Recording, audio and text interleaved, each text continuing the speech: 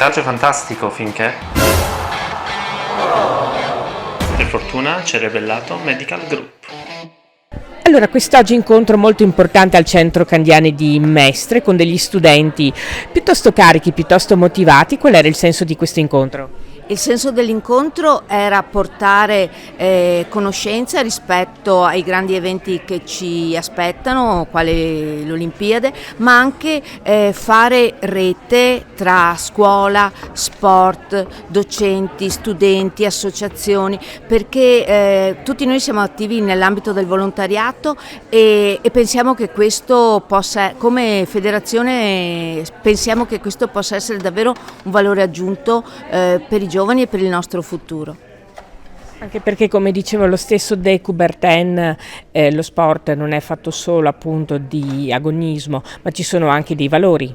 Certo, noi ci ispiriamo ai valori dello sport e pensiamo che possono far crescere i ragazzi. I grandi campioni nascono una volta ogni tanto, non tutti possiamo essere campioni, ma tutti quanti possiamo vivere davvero l'esperienza dello sport a tutti i livelli. Per noi è soprattutto importante far conoscere poi le nostre discipline. La Federazione Italiana Sport Invernali ha al proprio interno 15 discipline estive, invernali, e portare per noi ragazzi a fare sport è fondamentale. Quali spunti secondo lei, che cosa l'ha colpita particolarmente dell'incontro odierno?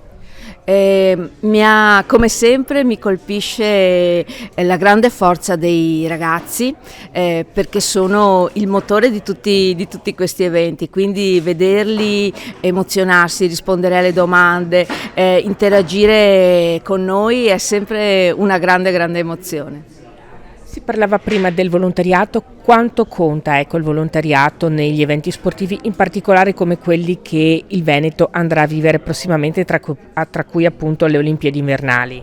È fondamentale perché c'è bisogno davvero di tanta gente che dia una mano, e posso dirle che un grande evento vissuto dall'interno è comunque sempre una grande emozione e una scuola di vita, perché l'incontro con tante personalità diverse, tante nazionalità è arricchente. Il fare qualcosa insieme per la riuscita di un evento che è sul tuo territorio è un'esperienza bellissima.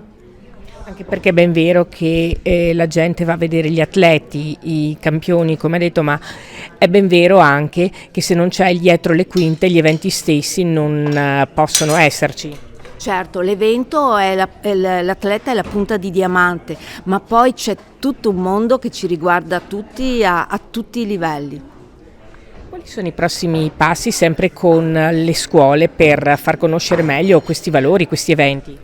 Noi siamo attivi, cerchiamo di organizzare degli eventi nei vari istituti, in vari poli che per noi sono particolarmente significativi, come quello di oggi. Ci appoggiamo ai vari comitati provinciali della FISI che ci segnalano magari delle situazioni in cui ci sarebbe il desiderio di conoscerci, tenendo conto anche in questo caso che noi siamo dei volontari come federazione.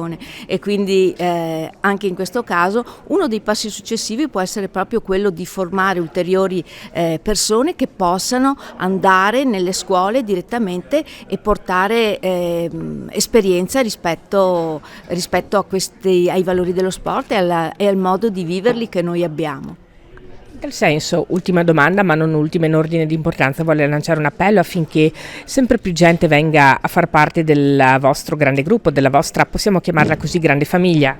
Certamente, noi abbiamo sempre la volontà di avere nuove persone che collaborino con noi, ma anche di avere tanti ragazzi che vengono a sciare, tanti docenti che accettino la difficoltà, la sfida di portare i ragazzi a fare attività sportiva e a partecipare agli eventi, perché da docente non è semplice, ci sono sempre tante responsabilità, tante difficoltà organizzative, ma in questo caso vale il fatto che più siamo meglio è.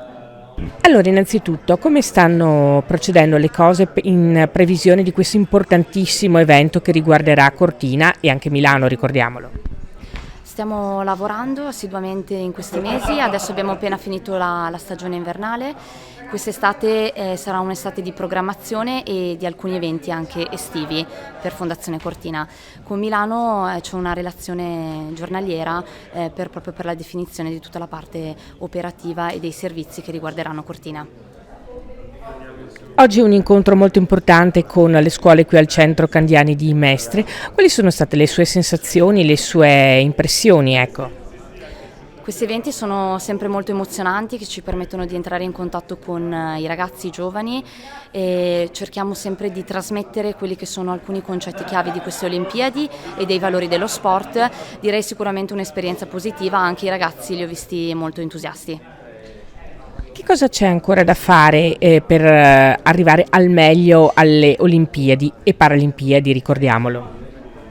Sicuramente c'è molto da fare, dobbiamo lavorare costantemente, avere una pianificazione puntuale per non trovarci impreparati o comunque affannati prima dell'evento, quindi questo anno e mezzo sarà proprio fondamentale per questo aspetto. Culturale soprattutto da che punto di vista? Quali sono gli aspetti che vanno approfonditi? Non ho sentito, scusami.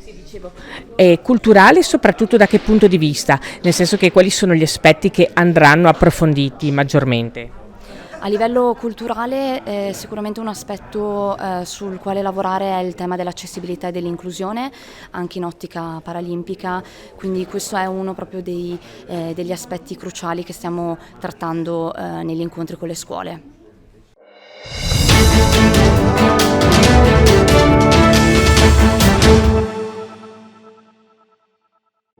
Massoterapia, il potere delle mani, un benessere profondo. Prenotala da Rebellato Medical Group.